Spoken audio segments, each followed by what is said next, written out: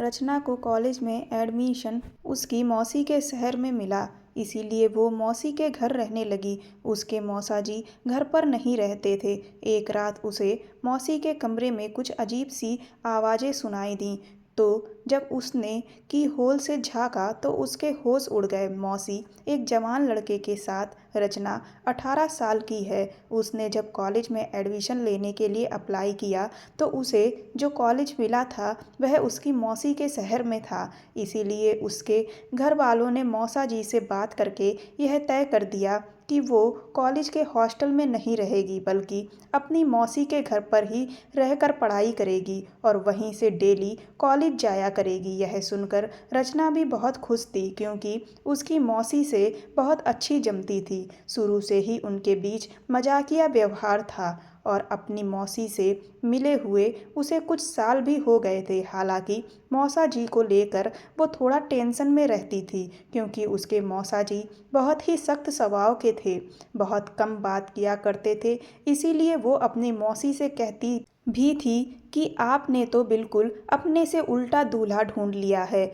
आप जितना हंसती खिलखिलाती हैं, उतना ही मौसा जी हर वक्त मुंह में लड्डू दबाए रहते हैं। उनकी इस बात पर मौसी उसे कुछ भी ना कहती, लेकिन वो जानती थी कि मौसा जी के स्वभाव से मौसी भी खुश नहीं रहती हैं, क्योंकि मौसा जी अपना सारा समय सिर्फ अपने काम पर ही ध्यान लगाए रहते हैं। मौसा जी एक बहुत बड़े कारोबारी हैं। जब मौसी की उनसे शादी हुई थी तो सभी लोग मौसी को बहुत किस्मत वाली कह रहे थे कि इतने अमीर परिवार में वह ब्याह कर जा रही हैं। उसकी मौसी का एक बेटा भी है जो अभी 5 साल का है। उसका नाम विकी है। कुछ ही समय के बाद रचना मौसी के घर पहुंच गई। मौसी का घर एक आलीशान बंगला था, जहां किसी भी चीज़ की कोई कमी नहीं थी। उसके वहां पहुंचने के दूसरे ही दिन ही मौसा जी अपने काम के सिलसिले से कहीं बाहर चले गए, लेकिन उसने एक चीज़ नोटिस की थी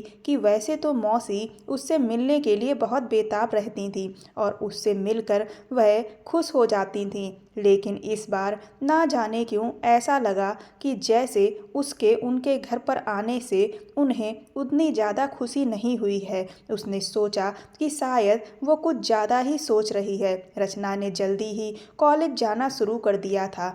एक दिन उसकी मौसी रात को उसके पास विकी को लेकर आईं और बोली कि क्या तुम आज इसे अपने कमरे में सुला लोगी? रचना ने कहा, हाँ मौसी, मुझे कोई दिक्कत नहीं है। मौसी कहने लगी कि वह दरअसल आज मैं अपने कमरे की अलमारी ठीक करूंगी और तुम्हें तो पता है कि मुझे कोई भी काम करते हुए गाने सुनने की आदत है और अगर मैं गाने चलाऊंगी तो विकी जाग जाएगा। बस इसीलिए आज इसे अपने कमरे में सुला लो। रचना ने कहा कि आप परेशान मत होइए, मैं अच्छे से विकी का ख्याल रखूंगी। उसके बाद वो लेटकर सो गई, लेकिन आधी रात को उसे प्यास लगी। जब उसने उठकर जग का पानी ग्लास में उड़ेला तो देखा कि जग में तो पानी ही नहीं था। इसीलिए वो किचन की तरफ पानी लेने जाने लगी। तभी उसे मौसी के कमरे से कुछ अजीब तरह की आवाज़ सुनाई दी। वो सोचने लगी कि मौसी इतनी रात को क्यों जाग रही हैं। उसने इस बात को नज़रअंदाज किया और किचन में चली गई, लेकिन जब वो लौट कर आई तब उसे फिर से बहुत ही अजीब सी आवाज़ आई। उससे रहा नहीं गया। उसने सोचा एक तो मौसा जी भी नहीं हैं, कहीं ऐसा ना हो कि मौसी किसी परेशानी में हो।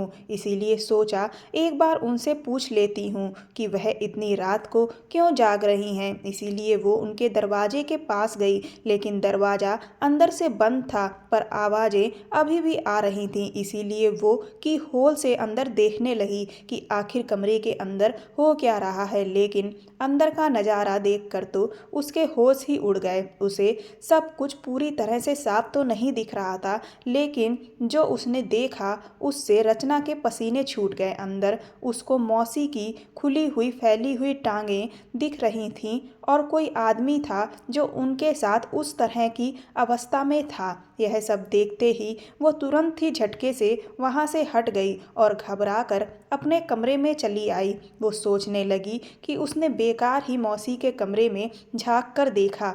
उसे ऐसा नहीं करना चाहिए था, लेकिन उसे क्या पता था कि मौसा जी वापस आ गए हैं। उसे अंदर ही अंदर बहुत शर्मिंदगी महसूस हो रही थी, लेकिन फिर उसने सोचा कि वो इस बारे में कभी किसी को नहीं बताएगी कि उसने ऐसा भी कुछ देखा था, क्योंकि किसी के भी निजी पलों को देखना बहुत ही गलत बात है।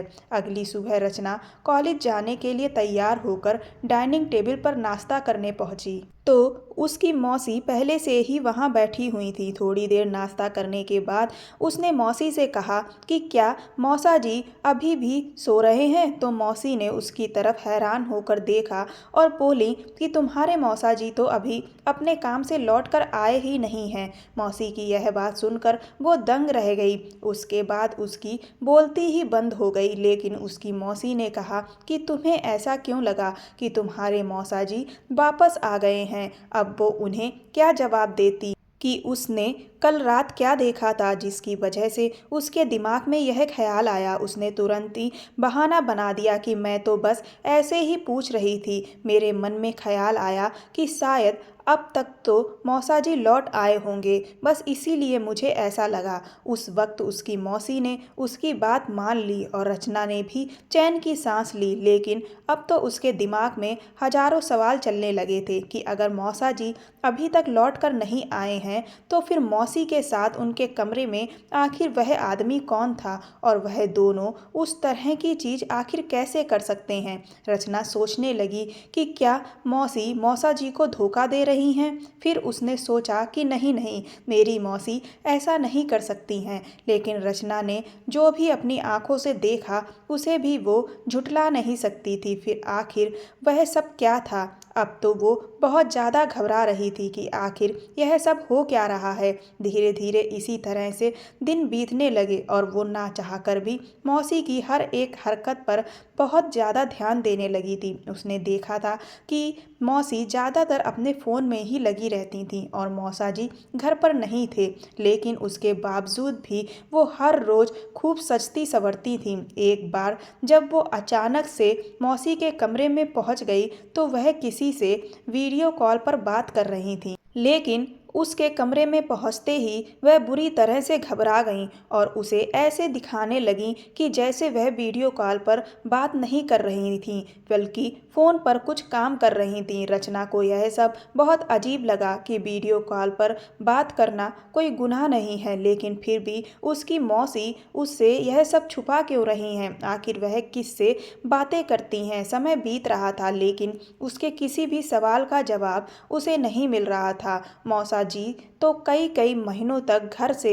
बाहर ही बने रहते थे। मौसी एक अजीब काम यह भी करती थीं कि वह कुछ कुछ दिन छोड़कर विकी को रचना के पास लिटाने के लिए आ जाती थीं और कोई ना कोई काम का बहाना बनाती थीं। इन सब की वजह से उसे अब मौसी के ऊपर शक होने लगा था, क्योंकि पहले तो वो जब भी मौसी के पास आई और अगर मौसा जी घर पर नहीं हुए तो मौसी उसे अपने ही कमरे में लिटाती थीं और उससे ढेर सारी बातें करती थीं, लेकिन इस बार तो उन्होंने उसे एक बार भी अपने कमरे में लेटने को नहीं कहा था और अब उससे बहुत ज़्यादा बात भी नहीं करती थीं, बल्कि पूरा टाइम बस फ़ोन पर ही लगी रहती थीं। कुछ टाइम बाद रचना के कॉलेज के एग्ज़ाम हो गए और उसकी छुट्टियां शुरू हो गईं तो उसकी माँ का फ़ोन आया और उन्होंने कहा कि वह लोग नानी के घर जा रहे हैं, इसीलिए रचना और उसकी मौसी भी वहीं से नानी के घर पहुंच जाएं। यह बात जब उसने अपनी मौसी को बताई तो पहले तो वह इनकार करने लगी, लेकिन शाम तक पता नहीं कैसे लेकिन उनका भी जाने का मूड बन गया और अगले ही दिन वो लोग वहां से नानी के घर के लिए निकल लिए। उसकी नानी के यहाँ पर एक खूबसूरत पार्क था। अगले दिन वो सभी लोग उस पार्क में घूमने गए। वो सब पार्क में टहल रहे थे कि तभी उसने देखा कि एक लड़का बड़ी तेजी से आया और वह ठीक उसकी मौसी के पीछे पीछे टहलने लगा। इस बात से रचना को बहुत गुस्सा आया। उसने सोचा कि वो अभी आगे पहुंचकर इसे डांट लगाएगी, लेकिन तभी उसने नोटिस किया कि वह बार बार उसकी मौसी से चिपकने की कोशिश कर रहा था और मौसी भी उसे देखकर बार बार मुस्कुरा रही थी। यह सब देखकर तो रचना बुरी तरह से दंग रह गई कि आखिर यह हो क्या रहा है। क्या मौसी उस लड़के को पहले से जानती हैं? जब उन लोगों ने पार्क में घूम लिया और बाहर जाने लगे तो वह लड़का भी उनके पीछे पीछे ही चलने लगा। मौसी बार बार उसे तिरछी निगाह से देख रही थी और वह भी मौसी को देखकर मंद मंद मुस्कुरा रहा था। बाकी और कोई भी इन सब बातों पर ध्यान नहीं दे रहा था, लेकिन क्योंकि रचना पहले से ही मौसी पर शक करती थी, इस वजह से उसने सब कुछ नोटिस कर लिया था। 2-3 दिन के बाद उसकी एक फ्रेंड का बर्थडे पड़ा और उन सब फ्रेंड्स ने यह तय किया कि वो लोग कॉन्फ्रेंस पर कॉल लगाकर उसे एक साथ मिलकर विश करेंगे। इसीलिए रचना 12 बजने से कुछ देर पहले ही छत पर चली गई, क्योंकि बात करने से नीचे बहुत ज़्यादा शोर होता और उससे शायद किसी की नींद खराब हो जाती। अपनी फ्रेंड को विश करने के बाद जब वो नीचे उतरी तो उसने देखा कि उसके फ़ोन की बैटरी लो हो चुकी थी और उसका चार्जर तो मौसी के पास था। इसीलिए वो उनके कमरे में अपना फ़ोन चार्ज करने के लिए चली गई। कमरे में बाहर स्ट्रीट लाइट के जलने की वजह से बिल्कुल हल्की सी रोशनी आ रही थी। वो जैसे ही फ़ोन को चार्जिंग पर लगाकर पीछे पलटी, उसे ऐसा लगा कि जैसे मौसी के बगल में कोई शख्स लेटा हुआ है। यह देखकर वो पहले तो थोड़ा रुकी। उसने सोचा कि वो पास जाकर देखे, लेकिन फिर उसने सोचा कि पता नहीं ऐसा करना ठीक होगा या नहीं। इसीलिए वो चुपके से कमरे से ऐसे ही बाहर चली आई जैसे उसने कुछ भी नहीं देखा और बाहर सोफे के पीछे जाकर छुप गई। करीब 10 मिनट के बाद ही मौसी के कमरे से कोई आदमी बाहर निकला। यह देखकर वो हक्का बक्का रह गई। इसका मतलब उसका शक सही था कि मौसी के कमरे में कोई दूसरा आदमी भी था जो उनके साथ लेटा हुआ था। उस आदमी को देखते ही वो तुरंत ही उसकी तरफ चिल्लाकर भागी, लेकिन वह भी बहुत ही फुर्ती से भागकर बाहर चला गया और बाहर खड़ी अपनी मोटरसाइकिल को स्टार्ट करके तुरंत ही वहां से भाग गया। रचना उसका चेहरा नहीं देख पाई। जब वो पीछे पलटी तो मौसी भी घबराई हुई उसके पीछे खड़ी हुई थी। उसने मौसी से पूछा कि वह कौन था, तो वह अनजान बनते हुए हकलाते हुए उससे बोली कि कौन, तुम किसकी बात कर रही हो? मुझे तो कुछ नहीं पता, मैं तो तुम्हारी आवाज़ सुनकर बाहर आई। उसने कहा कि अभी अभी आपके कमरे से एक आदमी बाहर निकलकर मोटरसाइकिल पे बैठकर गया। तो मौसी ने कहा कि मेरे कमरे में तो कोई नहीं था, सिर्फ मैं और विकी ही थे। उसने कहा कि ऐसा नहीं है, उस आदमी को मैंने आपके बगल में लेटे हुए देखा था। तो मौसी कहने लगी कि उसका दिमाग खराब हो गया है, उसे जागते हुए सपने आ रहे हैं। उसने कहा मैं झूठ नहीं बोल रही हूँ, वह शख्स अभी अभी मेरे सामने से निकल कर गया। तो कहने लगी कि हो सकता है कोई चोर हो। अब रचना समझ चुकी थी कि मौसी से बहस करने का कोई मतलब नहीं है, क्योंकि अपनी बात को साबित करने के लिए उसके पास कोई सबूत नहीं था। लेकिन मौसी के चेहरे का डर देखकर साफ पता चल रहा था कि वो जो कुछ कह रही है वह 100% सच था, लेकिन वह खुद को बचाने की पूरी कोशिश कर रही थी। इसीलिए उसने उनसे फिर कुछ भी नहीं कहा और चुपचाप अपने कमरे में चली गई। अगली सुबह जब रचना उठी तो उसकी मौसी बहुत ही घबराई हुई सी लग रही थी और ऐसा लग रहा था जैसे वह बार बार उससे बात करने की कोशिश कर रही हों और उसे खुश करना चाहती हों। लेकिन उसे अब अपनी मौसी पर बहुत ज़्यादा गुस्सा आ रहा था, क्योंकि वह मौसा जी को धोखा देकर ठीक नहीं कर रही थी। और कुछ दिनों के बाद वो लोग वापस लौट आए। उसने अपने कॉलेज जाना शुरू कर दिया था और उसने मौसी पर ध्यान देना भी अब बंद कर दिया था। लेकिन फिर भी उसने एक चीज़ नोटिस की थी कि जब से उसकी मौसी नानी के घर से लौटी थी तब से वह उसे काफ़ी परेशान सी लग रही थी, लेकिन अब वो उनसे बहुत ज़्यादा बात नहीं करती थी। इसीलिए उसने उनसे उनकी परेशानी का कारण नहीं पूछा। फिर एक दिन बड़ी ही अजीब बात हुई। जिस लड़के को उसने पार्क में देखा था उसी की उसके पास फेसबुक पर फ्रेंड रिक्वेस्ट आई। वो उसकी डीपी देखते ही पहली नज़र में उसे पहचान गई, लेकिन उसने उसकी रिक्वेस्ट को एक्सेप्ट नहीं किया। अब उसे लगने लगा था कि हो ना हो उस रात जिस आदमी को उसने मौसी के कमरे से चोरों की तरह निकलते हुए देखा था वह वही पार्क वाला लड़का था। 2-3 दिन के बाद ही जब वो कॉलेज से लौट के आई तो उसके पास एक किसी अननोन नंबर से कॉल आया। उसने उससे कहा कि वह मौसी से यानी रानी से बात करना चाहता है। तो रचना ने कहा कि आप कौन बोल रहे हैं? तो कहने लगा कि तुम अपनी मौसी को फ़ोन तो दो, वह खुद ब खुद मुझे पहचान जाएंगी। उसे लगा कि होगा कोई मौसी का पहचान वाला, इसीलिए उसने जाकर मौसी को फ़ोन पकड़ा दिया। मौसी उससे कहने लगी कि तुम्हारे फ़ोन पर आखिर मेरा किसका फ़ोन आ गया? तो उसने कहा कि मुझे नहीं पता, मैंने उससे पूछा पर वह कह रहा है कि आप उसे पहचान जाएंगी। उसके बाद मौसी ने जैसे ही उस इंसान से बात करना शुरू किया, उनके चेहरे का रंग सफ़ेद हो गया। वह तुरंत ही घबरा कर उसका फ़ोन लेकर अपने कमरे में चली गई और दरवाजे को अंदर से बंद कर लिया। अब उसे समझ नहीं आ रहा था कि आखिर यह इंसान कौन था जिससे बात करते ही उसकी मौसी की हालत खराब हो गई। थोड़ी देर के बाद जब मौसी अपने कमरे से निकल कर आईं तो बहुत ही डरी हुई लग रही थीं और रचना से कहने लगी कि अभी जिस नंबर से तुम्हारे पास फ़ोन आया है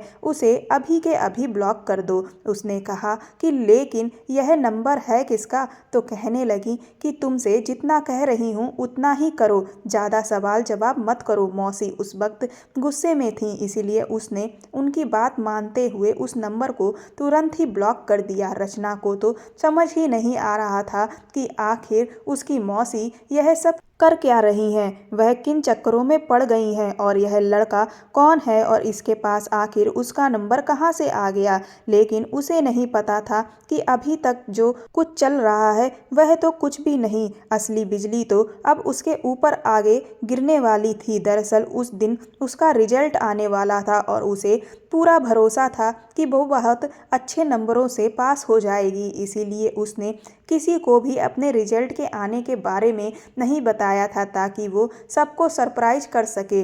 जब वो कॉलेज पहुंची तो उसे पता चला कि वो फर्स्ट डिवीज़न से पास हुई है, इसीलिए वो खुशी के मारे मिठाई लेकर उस दिन कॉलेज से जल्दी घर आ गई और भागती हुई सीधा अपनी मौसी के कमरे में जा पहुंची।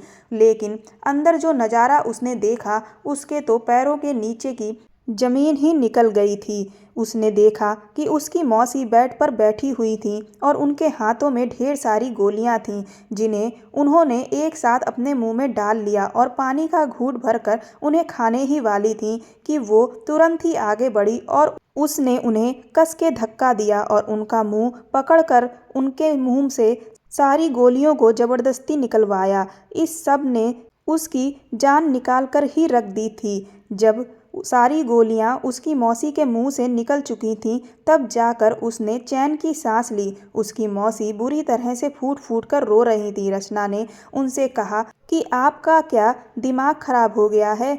आप यह क्या करने जा रही थीं? आपने एक बार भी अपने पति और अपने छोटे से बेटे के बारे में नहीं सोचा? आपके बाद उनका क्या होता? और फिर आखिर ऐसा क्या हो गया जो आप ऐसा घटिया कदम उठाने जा रही थीं? अगर मैं सही वक्त पर ना आती तो ना जाने क्या से क्या हो जाता। उसकी बात सुनकर उसकी मौसी और तेज तेज रोने लगी और उन्होंने उसे गले से लगा लिया और कहने लगी, रचना मुझे माफ़ कर दो, लेकिन मैं क्या करूं? मैं मजबूर हूं। मैं एक ऐसे चक्रव्यूह में फंस चुकी हूं जिससे निकल पाना अब मेरे बस में नहीं है। मेरे पास अब इसके सिवाय कोई रास्ता नहीं बचा था। उसने मौसी से कहा कि आखिर बात क्या है जो आप यह सब करने को मजबूर हो गईं? तो उसकी मौसी कहने लगी कि तुम्हें नहीं पता, मैंने एक बहुत ही बड़ा पाप किया है और उस पाप की ही आज मुझे यह सज़ा मिल रही है। मेरे कदम गलत दिशा में चले गए और उसका ही नतीजा आज मैं भुगत रही हूँ कि मैं कहीं की भी नहीं रही हूँ। रचना ने कहा, आप मुझे साफ साफ क्यों नहीं बताती, पहेलियाँ क्यों बुझा रही हैं?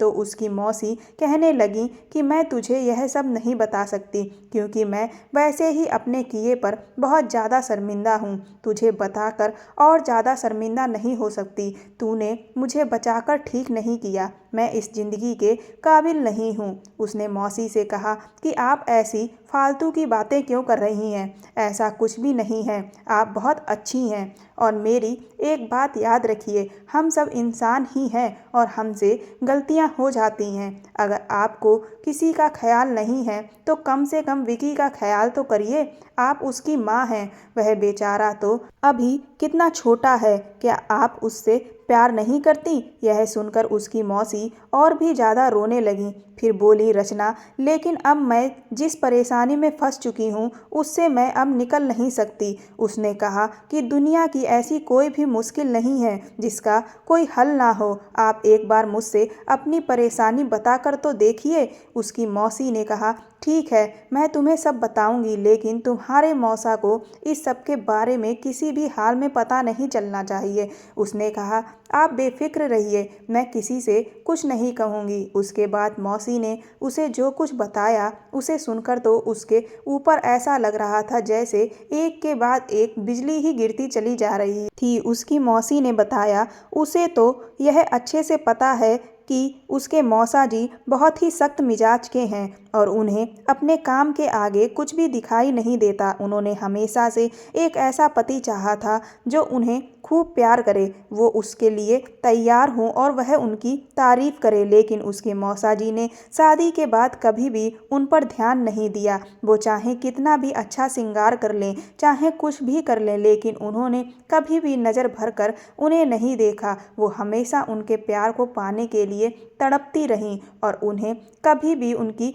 कदर नहीं हुई। इस वजह से ना जाने कब धीरे धीरे उसकी मौसी और उसके मौसा के बीच दूरियां बढ़ती चली गईं और वो दोनों सिर्फ दुनिया को दिखाने के लिए ही एक पति पत्नी बनकर रह गए। उन्हें अपनी ज़िंदगी में बहुत ज़्यादा अकेलापन महसूस होने लगा था। जब भी वो अपनी सहेलियों के मुंह से उनके पतियों के बारे में सुनती कि इस बार एनिवर्सरी पर या करवा चौथ पर उनके पतियों ने उन्हें इस तरह का गिफ्ट दिया, या जब वह तैयार हुई तो उनके पति उनकी इतनी तारीफ़ें कर रहे थे, या वो अपने पति के साथ यहाँ घूमने गईं, वहाँ घूमने गईं, तो उन्हें बहुत ही जलन महसूस होती। उन्हें ये कमी हर वक्त अपने जीवन में महसूस होती रहती। ऐसा नहीं है कि उन्होंने अपनी तरफ से अपने मन की बात मौसा जी को समझाने की कोशिश नहीं की, लेकिन उन्हें उनकी तरफ से हमेशा यही सुनने को मिला कि ये सब चोचलेबाजी उन्हें नहीं पसंद। चुपचाप गृहस्थी पर ध्यान दो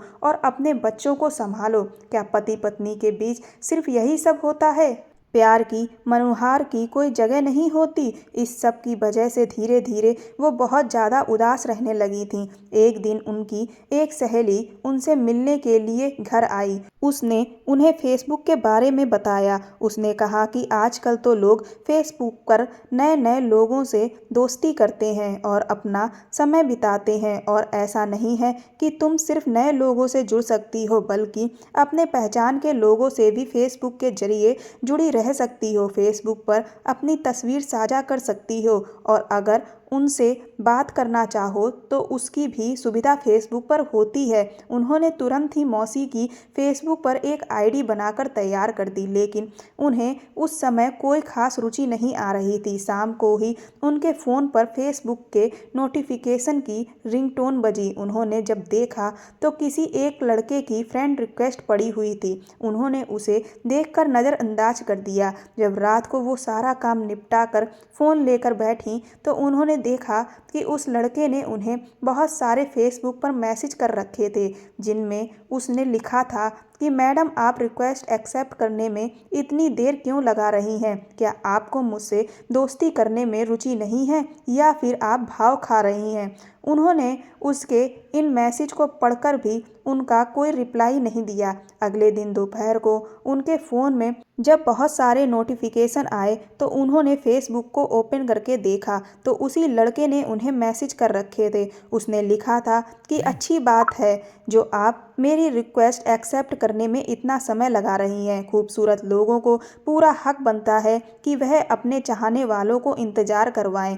उसकी यह बात पढ़कर वो सोचने लगी, क्या वाकई में वो खूबसूरत हैं? क्योंकि शादी के बाद तो उनके अंदर से यह ख्याल ही कहीं खो गया था। उस दिन भी उन्होंने उसके एक भी मैसेज का जवाब नहीं दिया, लेकिन वह हर रोज़ उन्हें लगातार मैसेज करता, जिसमें वह उनसे रिक्वेस्ट करता कि वो उसकी फ्रेंड रिक्वेस्ट एक्सेप्ट कर लें, क्योंकि वो उसे बहुत अच्छी लगती हैं और एक अच्छा दोस्त तो हर कोई अपने जीवन में चाहता है। उसके अलावा ना जाने वह उनकी कितनी तारीफ़ें करता। फिर एक दिन उसने सोचा कि ये बेचारा हर रोज़ उन्हें मैसेज करता है और वो हैं कि इसकी रिक्वेस्ट रिक्वेस्ट एक्सेप्ट ही नहीं करती, इसीलिए उन्होंने तरस खाकर उसकी फ्रेंड रिक्वेस्ट एक्सेप्ट कर ली। उसका नाम रोहन था। शुरुआत में तो उनके बीच सिर्फ नॉर्मल ही बातचीत हुई। वह अक्सर उनकी हर बात में तारीफ करता और उनसे कहता कि वो दिखने में बहुत ही सुंदर हैं। उसकी बातों में ना जाने कौन सा जादू था कि उससे बात करके उन्हें धीरे धीरे अच्छा लगने लगा और फिर तो जैसे उसे हर बात बताने की उनकी आदत सी हो गई। उसे ना जाने कैसे उनके मूड का पता चल जाता था कि कब वो उदास हैं या कब वो परेशान हैं। वह उनके बात करने के अंदाज से एक बार में ही उनके मन की बात समझ लेता था। यह देखकर वो बहुत हैरान रह जाती थीं कि उनकी परेशानी जो उनके पति सामने है उनको तक नहीं दिख रही, लेकिन वो लड़का जो उनसे इतनी दूर बैठा हुआ है उनके सिर्फ बात करने के अंदाज से ही उनके मन के सारे हाल बयां कर देता है। अगर कभी उन्हें चोट लग जाती तो मौसा जी को तो उनके किसी भी दर्द या तकलीफ से कोई फर्क ही नहीं पड़ता था, लेकिन अगर वो उसे अपनी तकलीफ के बारे में बताती तो वह बेहाल हो जाता और उन्हें बार बार खुद का ख्याल रखने के लिए कहता। इसी बीच करवा चौथ पड़ा और मौसी मौसा जी के लिए बहुत अच्छे से तैयार हुई, लेकिन मौसा जी से कहने के बावजूद भी वह उस दिन अपने ऑफिस से जल्दी लौट कर नहीं आए। वो भूखी प्यासी उदास बैठी उनका इंतजार कर रही थी कि इस बीच उस लड़के का फेसबुक पर वीडियो कॉल आने लगा। उन्होंने वीडियो कॉल उठाई तो वह खुश होकर उनसे बोला कि मैं आपको एक बार देखना चाहता था, बस इसीलिए मैंने आपको कॉल किया। मैं जानता हूँ कि इस वक्त आप बिजी होंगी, लेकिन क्या करूँ, मैं अपने मन को समझा ही नहीं पा रहा था। मौसी ने उससे कहा कि नहीं, मैं इस वक्त बिजी नहीं हूँ। तो कहने लगा, और सर ने आपको करवा चौथ पर क्या गिफ्ट दिया? उसकी यह बात सुनकर जैसे उनके दिल में दबा हुआ दर्द उनकी आंखों से बहने लगा।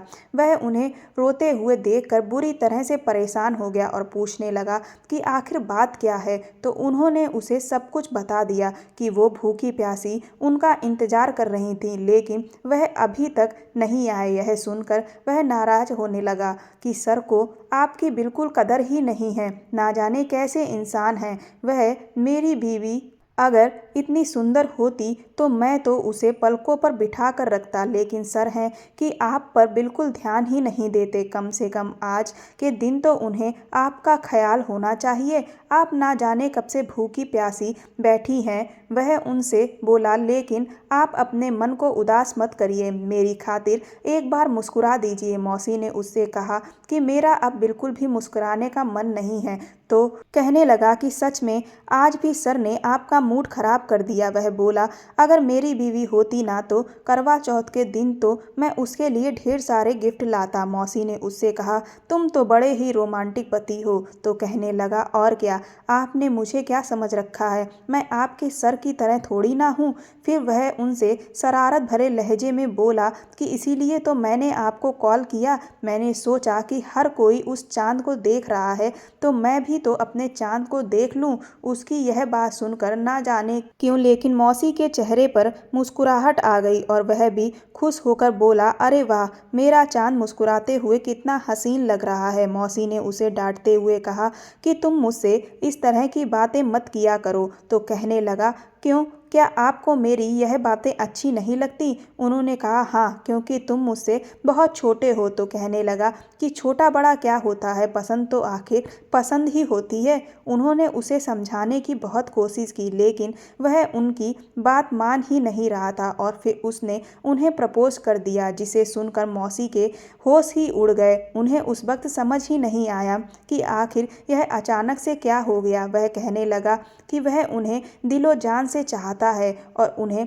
मौसा जी को छोड़ने के लिए कहने लगा। उन्होंने उससे कहा कि तुम मुझे गलत समझ रहे हो। तो वो बोला कि आखिर इस सब में बुराई ही क्या है, मैं आपको सच्चे दिल से प्यार करता हूँ और आप मुझे। जब उन्होंने देखा कि वह उनकी कोई बात समझने को तैयार ही नहीं है तो उन्होंने फ़ोन स्विच ऑफ करके रख दिया। उस दिन जब मौसा जी करीब रात के 2 बजे तक लौट कर आए और बस उन्होंने एक फॉर्मेलिटी के तहत मौसी को पानी पिलाकर आराम से लेटकर सो गए। उस दिन भी उन्होंने उनकी तरफ एक नज़र भी नहीं देखा।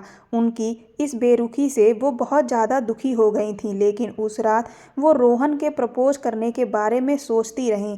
3 दिन तक उन्होंने अपने फ़ोन को ऑन नहीं किया, लेकिन ये वो ही जानती थीं कि 3 दिन तक वो खुद पर कितनी मुश्किल से कंट्रोल कर पाईं। ना जाने क्यों, लेकिन वो भी उस लड़के की तरफ अब आकर्षित होने लगी थीं, क्योंकि 3 दिन के बाद उन्होंने खुद से ही जब फ़ोन ऑन किया तो उसके इतने सारे मैसेज पड़े हुए थे कि क्या बताएं। उन मैसेज को पढ़कर लग रहा था कि वो मौसी की फ़िक्र और दूरी में पागल हुआ जा रहा है। उनके लिए कोई इस हद तक दीवाना हो सकता है, उन्होंने कभी सोचा भी नहीं था। यह देखकर उन्हें बहुत ही खुशी महसूस होने लगी। थोड़ी ही देर के बाद उसका उनके पास मैसेज आया कि आपने अपना फ़ोन ऑन कर लिया, वरना मुझे तो लगा मैं शायद आपके इंतज़ार में ही मर जाऊंगा। मौसी ने उससे कहा कि तुम ऐसी बातें क्यों कर रहे हो। उस दिन के बाद से उनके बीच बातचीत का जो तरीका था वह बिल्कुल ही बदल गया था। उन्हें वह अब पसंद आने लगा था और मौसी को भी यह लगने लगा कि मौसा जी के साथ रहकर वो कभी खुश नहीं रह पाएंगी, इसीलिए वो भी उसकी तरफ खिंचती चली गईं। उसने उन्हें अपने बारे में सब कुछ बता दिया और उनके बारे में भी सब कुछ जान लिया था, इसीलिए एक दिन अचानक ही वह उनके घर आ गया। उसे देख करके वो बुरी तरह से घबरा गईं, लेकिन गनीमत यह थी कि उस दिन मौसा जी घर पर नहीं थे। उन्होंने साथ में बहुत अच्छा समय बिताया।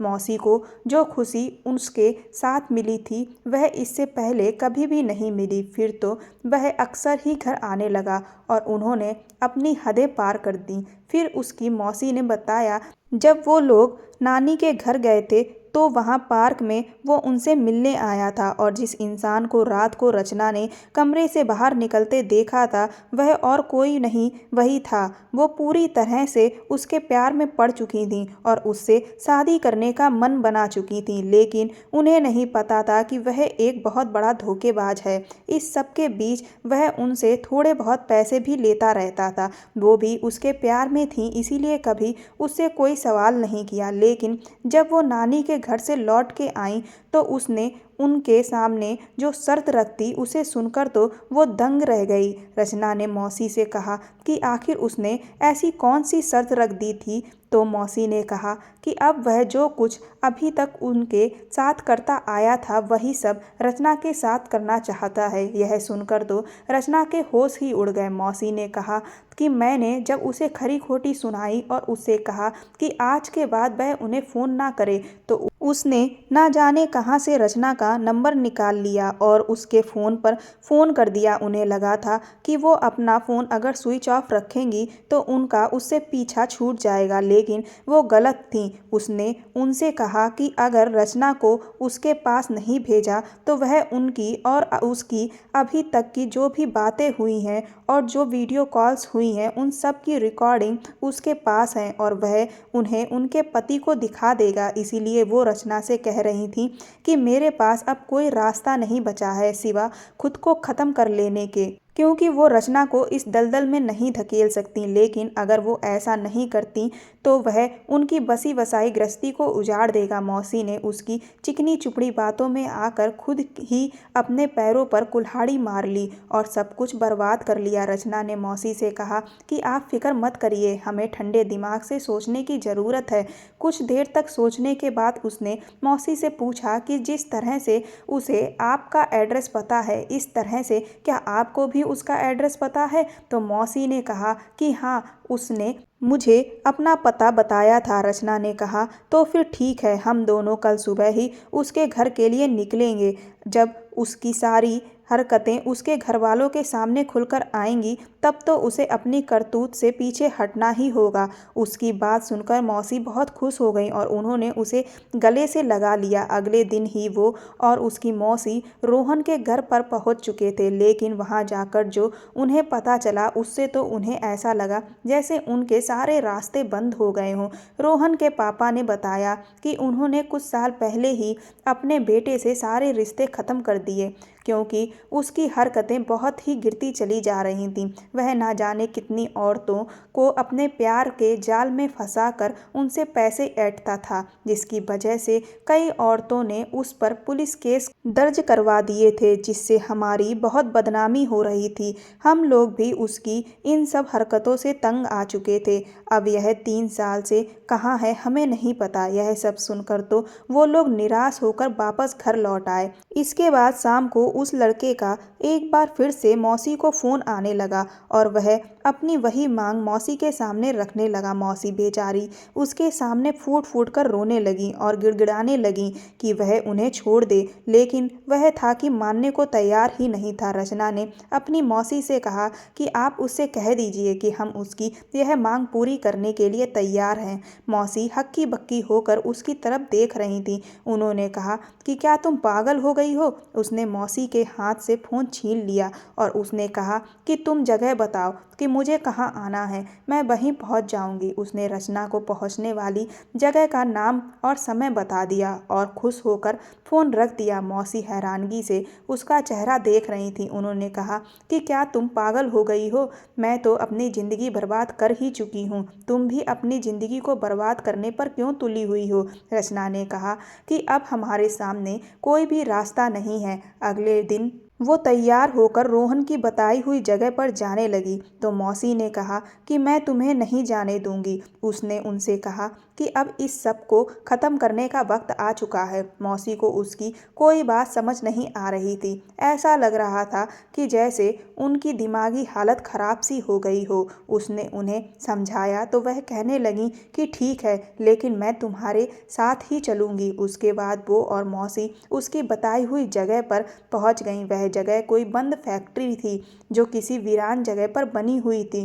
जब उस लड़के ने उसे और मौसी को साथ में देखा तो उसने मौसी से कहा कि अभी उसे सिर्फ रचना से काम है, इसीलिए मौसी वहाँ से चली जाएं। लेकिन मौसी ने वहाँ से जाने से साफ इनकार कर दिया। तभी उसने मौसी को धमकाते हुए कहा कि अगर उन्होंने उसकी बात नहीं मानी तो वह अभी के अभी उसके और मौसी के बीच की सारी चीज़ों के बारे में मौसा जी को बता देगा। यह सुनकर एक बार मौसी फिर से घबरा गईं, वहाँ से जाने लगीं। तभी वह उसके साथ अपने इरादों को पूरा करने के लिए हावी होने लगा। रचना ने उसके गाल पर खींचकर एक तमाचा मारा तो वह बुरी तरह से बौखला गया। उसके साथ जबरदस्ती करने लगा। तभी वहाँ पर पीछे से पुलिस आ गई। पुलिस को देखकर वह बुरी तरह से हड़बड़ा गया। मौसी भी हैरानगी से सब कुछ देख रही थी। थोड़ी ही देर में पुलिस रोहन को पकड़कर अपने साथ ले गई। रचना की फ्रेंड मिनी और ऋतिक भी पुलिस के साथ आए हुए थे। मौसी को कुछ भी समझ नहीं आ रहा था। उसने मौसी को बताया, मेरे फ्रेंड ऋतिक के भैया इस शहर के एसपी हैं। जब मुझे कोई भी रास्ता नज़र नहीं आ रहा था तो मैंने ऋतिक से मदद लेने की सोची, इसीलिए मैंने उसे सब कुछ बता दिया। इसके बाद ऋतिक ने अपने भाई को इन सारी बातों के बारे में बताया तो उन्होंने कहा कि अगर वो रोहन को रंगे हाथों पकड़ेंगे तो उस पर केस काफ़ी मजबूती से बना सकते हैं, जिससे उसे अच्छी खासी सज़ा दिलवाई जा सकती है। इससे पहले कि जो भी करतूत उसने की है उनमें वह इसीलिए छूट जाता था क्योंकि उसके खिलाफ कोई भी ठोस सबूत न मिलने की वजह से उसे कभी भी खास सज़ा नहीं मिली, जिसकी वजह से इसके इरादे मजबूत होते चले गए। लेकिन इस बार अगर हम उसे रंगे हाथों पकड़ लेंगे तो उसे कड़ी से कड़ी सज़ा दिलवा सकते हैं, जिससे उसे सबक मिलेगा। बस इसी वजह से रचना ने रोहन की सारी शर्तें मंजूर कर ली थीं। इसके बाद वो और उसकी मौसी घर लौट आए। शाम को ऋतिक ने उसे फ़ोन करके बताया कि रोहन के पास उसकी मौसी के खिलाफ जो भी सबूत थे वह सारे उसके भाई ने मिटा दिए हैं, इसीलिए अब उन्हें डरने की कोई ज़रूरत नहीं है। उसने यह सारी बातें मौसी को बता दी, जो उनके दिल पर रखा हुआ एक बड़ा बोझ हल्का हो गया। उन्होंने उसे गले लगाकर कई बार शुक्रिया बोला। उस दिन के बाद से सब कुछ ठीक हो गया था, लेकिन मौसी अब बहुत ज़्यादा उदास रहने लगी थी क्योंकि वह खुद को अपराध बोध से मुक्त ही नहीं कर पा रही थी। उसने मौसी से कहा कि इंसान को दूसरे से प्यार की उम्मीद ज़रूर रखनी चाहिए, लेकिन इसका मतलब यह नहीं है कि अगर हमें वह प्यार ना मिले तो हम खुद से प्यार करना छोड़ दें। हमें अपने आप से प्यार करना कभी नहीं छोड़ना चाहिए। अगर मौसा जी आप पर ध्यान नहीं दे रहे हैं तो क्या हुआ, आप बताइए, क्या आप खुद पर ध्यान दे रही हैं? उसकी बात सुनकर मौसी उसकी तरफ हैरानगी से देखने लगी। रचना ने कहा कि आपने अपने आप को सिर्फ घर के कामों में और विकी को संभालने में ही व्यस्त कर रखा है, जिससे फ्री होने के बाद आपको अकेलापन महसूस होता है। लेकिन आप वह क्यों नहीं करती जो आपको पसंद है? उसने मौसी से कहा कि शादी से पहले आप कितनी अच्छी अच्छी ड्रेसेस सिलकर मुझे भेजती थीं, वह सब देखने में कितनी सुंदर लगती थीं। आप दोबारा से सिलाई कढ़ाई का काम शुरू क्यों नहीं करती? उसकी बात सुनकर मौसी को हौसला मिला और उन्होंने थोड़े से पैसे लगाकर एक छोटा सा बुटीक खोल लिया, जिसमें रचना ने भी उनकी मदद की। कुछ ही दिनों में उनके हाथों की बनी हुई खूबसूरत पोशाकें शहर के लोगों को बहुत ज़्यादा पसंद आने लगीं। जब उसकी मौसी अपने खुद के पैसे कमाने लगीं तो उनके चेहरे पर जो आत्मविश्वास की चमक थी वह देखने के काबिल थी। उसके बाद उसने मौसी से कहा कि आप अपने इस हुनर को सिर्फ एक शहर तक क्यों रखना चाहती हैं?